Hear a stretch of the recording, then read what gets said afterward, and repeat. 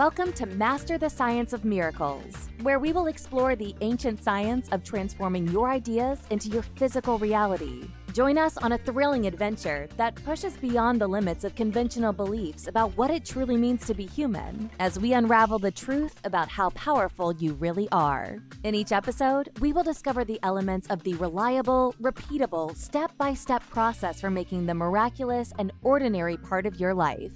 This is your portal to the extraordinary. So let the adventure begin. And now, here's your host, Ron Matthews. Welcome back. I'm so glad to be with you again today. Last time when we were together, I talked about that universal life force energy that is thought to animate all life in the universe. The plants, the animals, you and me, even the minerals in the shamanic traditions are believed to have life, and that life force, that vital life force, is what makes everything alive. It is what holds everything together. We humans have the distinction of being able to recognize that energy and interact with it. And we're going to be doing that to good effect as we proceed together through the Master the Science of Miracles system. Now, if you recall, I talked about how important it is to learn to breathe in such a way that your tummy expands when you inhale and it contracts when you exhale. Rather than just your chest rising and falling, your tummy expands and contracts. And as you do that, if you focus your attention on that point, just 3 finger widths below the lower edge of your navel, that energy point, putting your attention on it and breathing as though you're breathing into it causes the energy in that point to wake up. And you'll begin to feel that.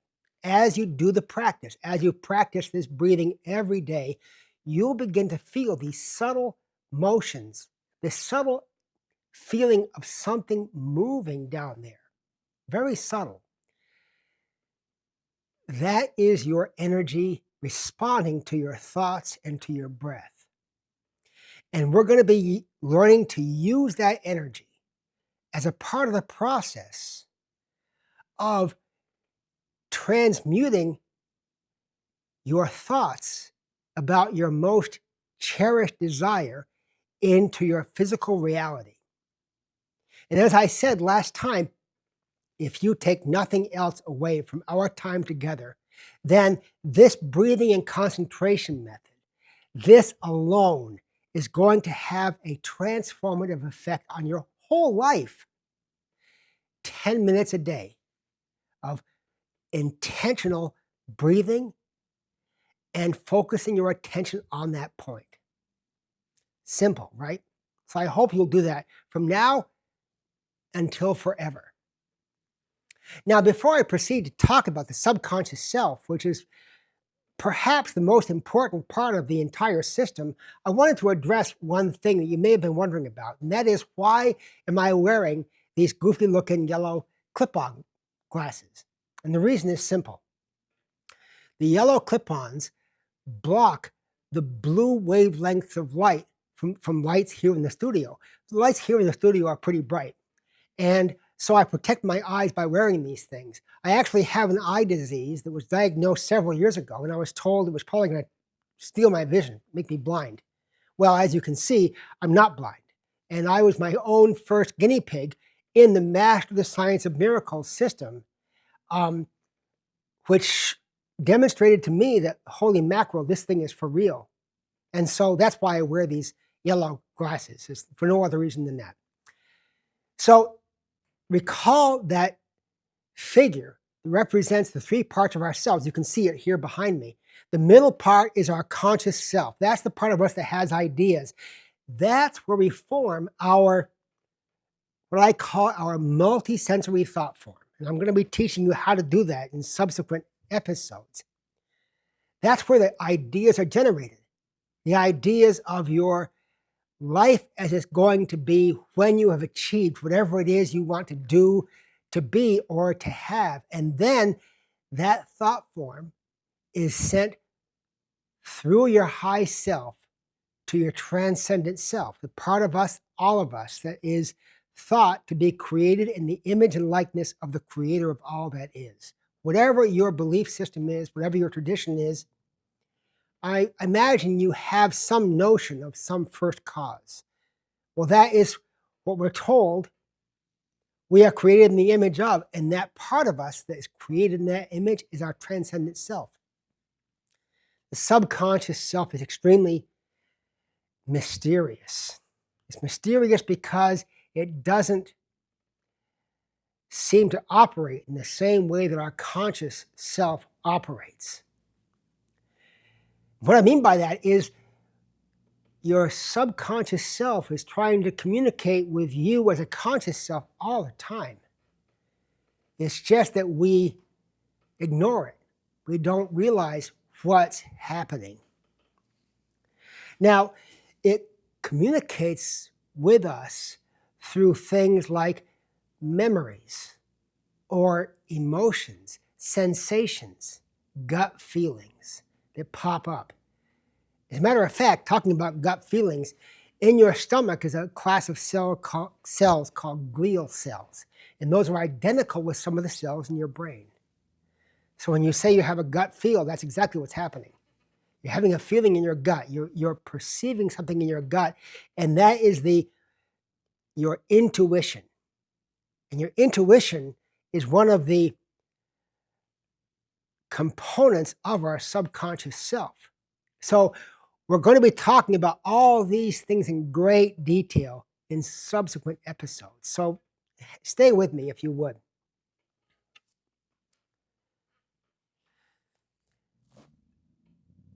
One of the things that's very important to understand is that your subconscious self, mine and everybody's, takes every word we say externally or to ourselves as a command. Whatever we say, our subconscious self takes that as us saying, go do this. And to that end, I want to engage you in a process called basic mental housekeeping. Now, what does that mean? Well, if our subconscious self takes everything we say as a command, then how many times do we use words which are non-resourceful? And I'll give you an example. The death word, we use it all the time. An example of the death word is, let's say you go to a restaurant and, oh my golly, the food is so good. You tell your friends that food is to die for. You've given your subconscious self a command. Your back is hurting you. You wake up, you're stiff, and you say, oh my gosh, my back is killing me.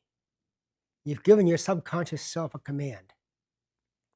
So here's a simple tool that you can use right now, today, and from now on.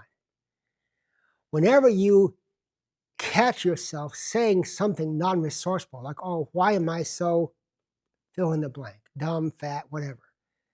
When you find yourself saying something like that, I want you to repeat these two words: cancel, cancel.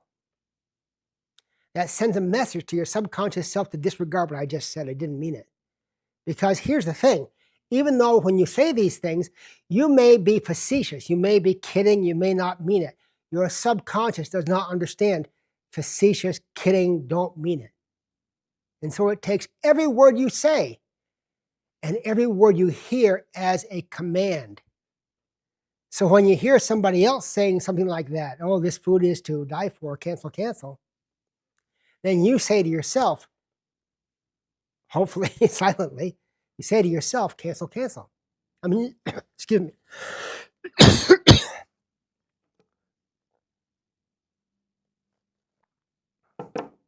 Hopefully you'll say to yourself, and hopefully to yourself, cancel, cancel.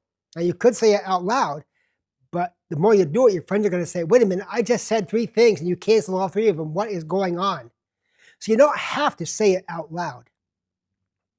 And as soon as you say it, whether you say it in response to something you said or you thought or something you heard, then replace whatever was just said with a more resourceful expression. Oh my gosh, that food was the food of the gods. It made the angels sing. Oh my gosh, my back is really hurting me today. Those are stating the same thing, but they're using language which is less disempowering or more empowering, if you can put it that way. This is really important because, like I said, your subconscious constantly acts on everything you say. And again, I don't mean to sound like a broken record, but we're going to talk about this in a great deal more detail in future episodes. The next thing I want to talk about is based on something that a famous French psychologist from the 19th century discovered. His name was Emile Coué. He discovered that when he taught his patients to start every day by saying, every day and in every way, I am getting better, better, and better. What he discovered was his patients who actually put that into practice had a measurable improvement in the quality of their lives. A very clever fellow by the name of Jose Silva generalized that idea even more. He said, when somebody asks you how you're doing, when somebody asks you how you doing, what do you say? Oh, I'm okay, not bad, pretty good. All of those things you said are limiting expressions, and your subconscious takes them as though they came down from Mount Sinai on the stone tablets. So instead, when somebody asks you, how are you doing? I always say better and better. If you ask any of my friends, any of my students, what does Ron say when somebody asks him how he's doing? They'll tell you he always says better and better, because I'm training my own subconscious. No matter how good I'm doing, I can always be doing better and better. And in point of fact, if somebody asks you how you're doing, they really don't care. You want to try and find that out? Next time somebody asks you how you're doing, then tell them, oh golly, I must have slept wrong last night. I got a crick in my neck. I think I'm getting a cold. Cancel, cancel. Watch the look on their face. They're going to be saying, oh my God, why did I even ask? So instead, say better and better. About one person in 20 is going to say, that's cool. What do you mean by that? Why'd you say that? And then you can tell them, it's because my subconscious obeys everything I say, and so does yours. So maybe from now on, you can say better and better too. So those 2 elements, very simple elements of basic mental housekeeping I wanted to give you, and you can start using them right now today.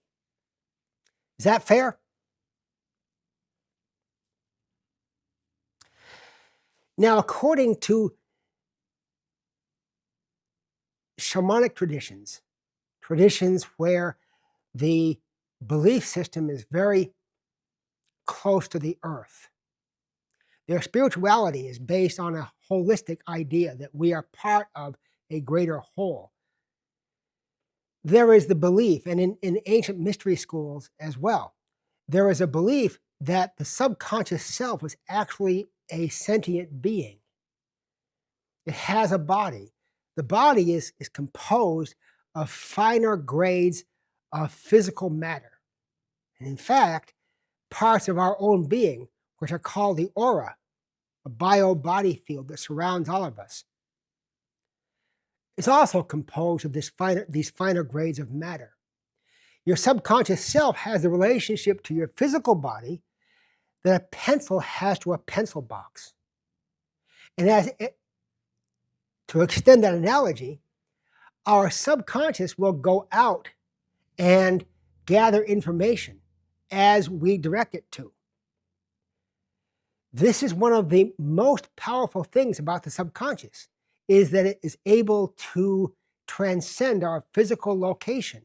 I've done experiments with some of my students where I will be interacting with them on Zoom, and I will send them a thought or a thought form. I'll send them an energy pulse, and I watch them, and the instant I send it, they receive it. So another characteristic that our subconscious self seems to have is the characteristic of non-locality, which is why I say that the subconscious self is so mysterious and so enigmatic.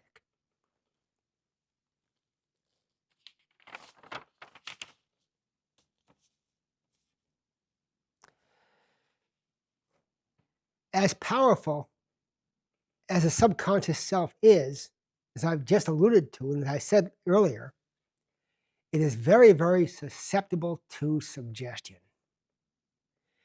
Suggestion from outside of us and suggestion from our own internal self-talk, which is why I just taught you those two elements of basic mental housekeeping. So it controls all the involuntary functions, your heart rate, circulation, blood pressure, digestion, all your endocrine functions. Every involuntary function is controlled by your subconscious. And it's a good thing too, because if we had to consciously control these things, we'd be dead in 10 seconds. So our subconscious is very, very powerful, and it has the mental capacity of a younger sibling, 9 or 10 years old. And that analogy is very apt because, like a younger sibling, it desperately wants to please us as a conscious self. It is there to serve our conscious self and to serve our transcendent self. It is the keeper, it keeps, administers, and controls all of our emotions, all of them. So when you have an emotional response, that's your subconscious self that's responding. It's making you, as a whole person, exhibit these emotions. Now, the other side of that is that just like a younger sibling, your subconscious self can be moody. It can become uncooperative. And so it's important for us to learn how it communicates with us.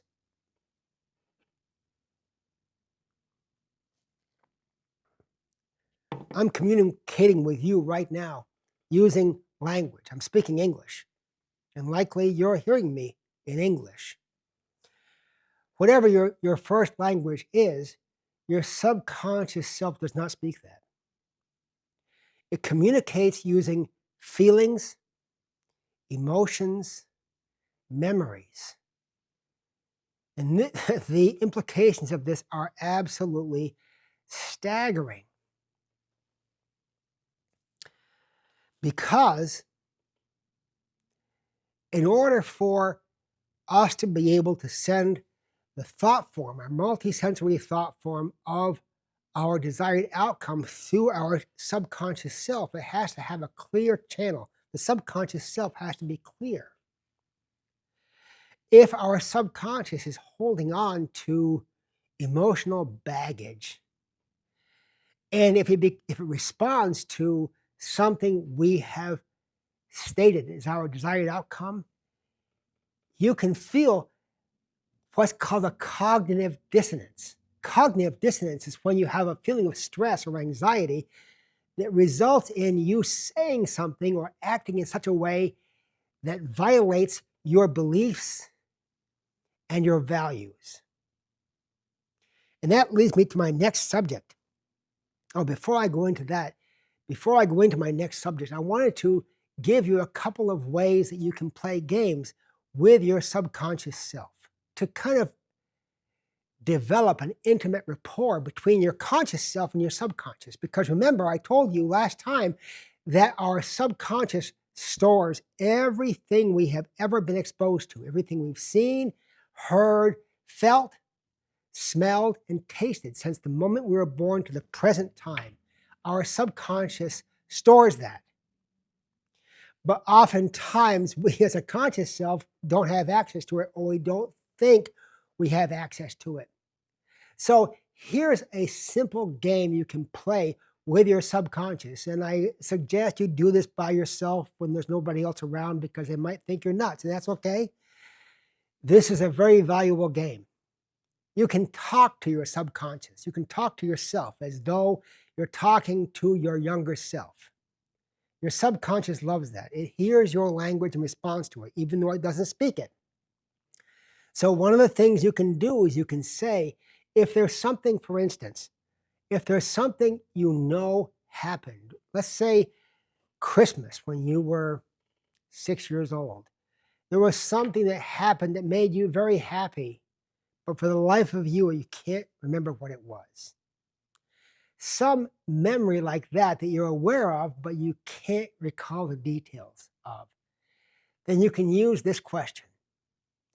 I wonder how quickly you can recall that memory for me and deliver it to me. It may have been a gift you got. It may have been something that happened. Whatever it is, ask that question. I wonder how quickly you can fetch that memory for me. And then just go about your business. And when the memory suddenly dawns on you, what I want you to do is to celebrate as though you just discovered the cure for cancer. Because when you do that, you're actually praising your subconscious self, and it loves that, just like a younger sibling would love that. So now I want to talk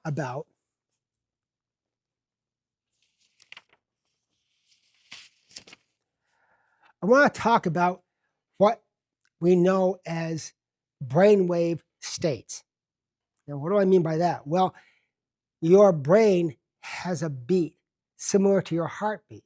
Your heart beats, you hear it when you are very quiet, sleeping. Your doctor hears it when he listens to your chest with a stethoscope. Your brain has a beat too, but it's much more subtle. And it's in the form of electrical signals. And so scientists, they name these signals. They name these brainwave states. And when you go into these states, you're in an altered state of consciousness compared to the beta state. The beta state, which is where I am right now, and probably you are too as you're watching this program. So the brainwave states are the alpha state, which is the daydream state. It's a state we go into when we begin to fall asleep, when we daydream, when we are in light meditation or hypnosis. That's the alpha state. Now, beneath the alpha state is the theta brainwave state. And that's where we dream. When you're sound asleep and dreaming, that's the theta brainwave state.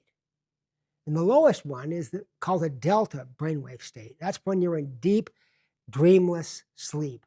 And in that state, you have no conscious awareness of what's going on around you. Your subconscious does, but your conscious self does not have any awareness in the delta state. The frequencies of these states, the delta state is from half a cycle per second to 4 cycles per second. And what's interesting about that is children at birth are in the delta state from birth until about 4 years old. Anyone who has had kids, when they're tiny kids below the age of 4, when they fall asleep, you can pick them up, throw them over your shoulder, bring them home, put them to bed. They'll never wake up. As soon as they close their eyes, consciously close their eyes, they're right in the delta state. Once we reach the age of 4, from the age of 4 or 5 to the age of 8, where those people, we were in the theta brainwave state. And the same thing. When children close their eyes at that age, they go into the theta state. And then you reach the age of 8, we transition into the alpha state. And the alpha brainwave state is from 8 hertz to 14 hertz, or 18 cycles per second to 14 cycles per second. Interesting that these brainwave states accompany us during the same age as the number of the state. Now, here's why this is so important. Those are hypnotic states. Anything that happens to us, anything that we perceive, we hear, we feel, goes into our being very, very deeply as a post-hypnotic suggestion. Sadly, that is especially true of any traumas we've experienced during those ages and any messages we've received from authority figures about who we are and how we should be. And so, if we begin to talk about, think about, value, act as though we're moving towards anything that violates, we've been told in those deeper brainwave states will create a sense of cognitive dissonance and prevent the ability of your thought form to be sent through your subconscious self to your transcendent self. These are things like, I'm not good enough. Cancel, cancel. I'm not smart enough. Cancel, cancel. People like us don't do those things. Cancel, cancel. Money is bad. Cancel, cancel, cancel, cancel, cancel. Oh, that disease is part of our family. Cancel, cancel. All of these things become our core beliefs, our subconscious beliefs. They're called subconscious or unconscious beliefs because they're happening beneath our conscious awareness. And as we begin to craft these thought forms of our most cherished desires, if our desire is to have wealth, if that violates a contract you entered into without you even knowing it, then you're going to experience cognitive dissonance and you will not be able to send that thought form to your high self. That's how serious this is. So understanding this and understanding how your subconscious works is of primary importance in the master of the science of miracle system and in your being able to transmute your life into the life you truly desire.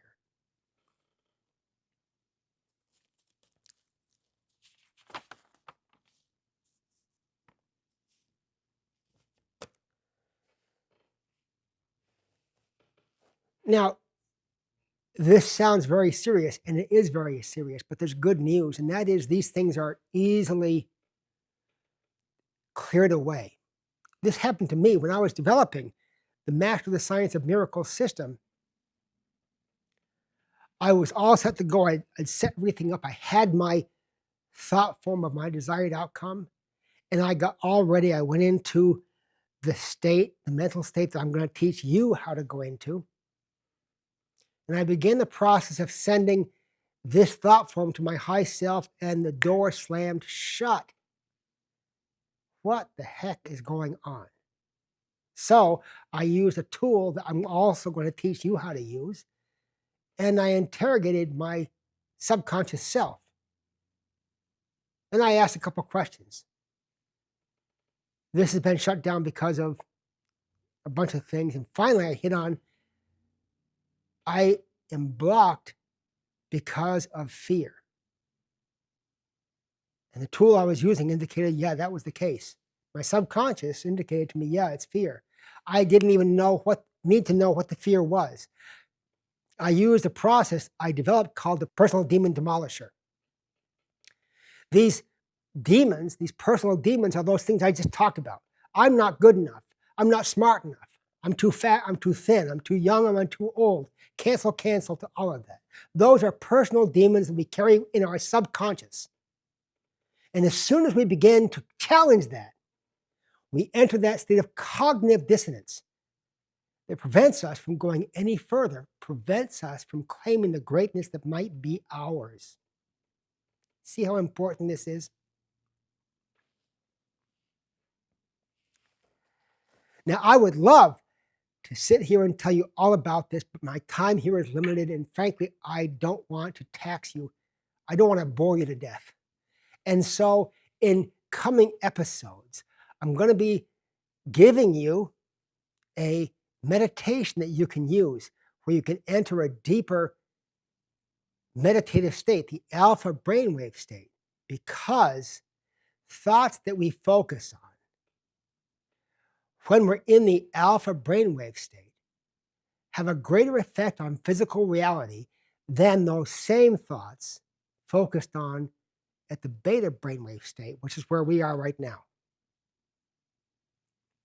So being able to go to alpha intentionally and then focusing on the thing we've chosen is the first part of this whole process after we have crafted our multi-sensory thought form, which I'm also going to show you how to do in a subsequent episode. The other thing I'm going to teach you is elements of the Personal Demon Demolisher. And they're energy-based elements. I'll bet you already are aware of at least one of them. So, that having been said, I want to thank you yet again for joining me today. I hope that you have enjoyed listening to me as much as I have enjoyed bringing this information to you. And until next time, make miracles an ordinary part of your life. Thanks for watching, and bye for now.